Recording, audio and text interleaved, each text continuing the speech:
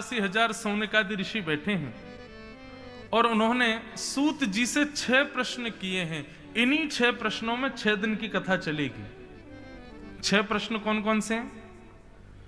किम श्रेय शास्त्र सारः स्व अवतार प्रयोजनम किम कर्म के अवतारश्च धर्मः कम शरणम गतः।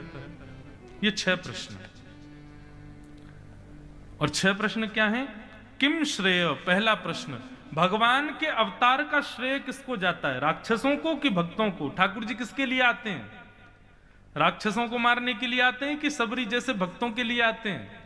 कंस को मारने के लिए आते हैं कि ब्रजवासियों के लिए आते हैं? किसको श्रेय जाएगा ठाकुर जी के अवतार का? दूसरा प्रश्न है शास्त्र सारः का। हमारे हिंदू वैदिक सनातन धर्म में इतने सारे शास्त्र हैं, इन सबका सार क्या है? तीसरा प्रश्न है स्व अवतार प्रयोजनम, भगवान के अवतार का प्रयोजन क्या है? क्यों? बोले कभी तो भगवान जानवर बनाते हैं, कभी भगवान इंसान बनाते हैं, और एक बार तो हद ही हो गई, नर सिंह, नर भी बने आए और सिंह भी बने आए। ठाकुर जी एक ही रूप में सब काम कर सकते हैं तो बार बार रूप क्यों बदलते हैं? भगवान यदि मानवीय रूप में ही आ जाएं तो भी काम बन जाएगा, लेकिन ये रूप क्यों बदलते हैं? कभी कच्छप बन के आ, कभी मत्स्य बन के आ गए, नृसिंह बन के आ गए, बराह बन के आ गए, सूकर बन के आ गए। ये ठाकुर जी रूप क्यों बदलते हैं? उसके पीछे कारण क्या है? अगला प्रश्न किया किम कर्म, भगवान का कर्म क्या है? करते क्या है भगवान? के अवतारश्च, अवतार कितने हैं भगवान के? कोई कहता है 10 अवतार, कोई कहता है 24 अवतार, कोई कहता हरि अनंत, हरि कथा अनंता।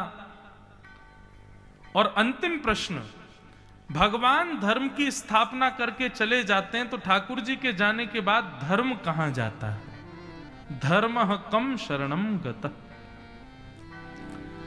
धर्म संस्थापनार्थाय संभवामि युगे युगे, ठाकुर जी कहते हैं मैं हर युग में धर्म की स्थापना करने आता हूं।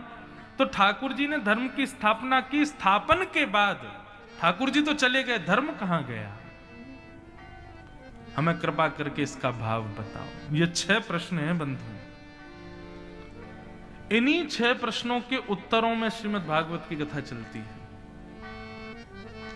ऐसा नहीं है कि मैं प्रश्न बोलूंगा उत्तर दूंगा, नहीं, ये 6 प्रश्न आज बोल दिए, अब इनके उत्तरों में ही कथा चलेगी पूरी। बहुत सावधानी से सुनिएगा। नैमिषारण्य में 88,000 सौनकादि ऋषियों ने ये प्रश्न किए। सूत जी महाराज ने प्रश्नों को सुनकर के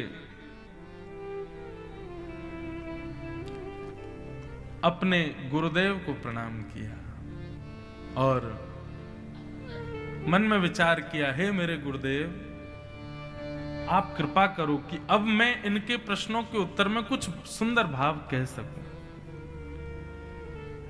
बंधुओं,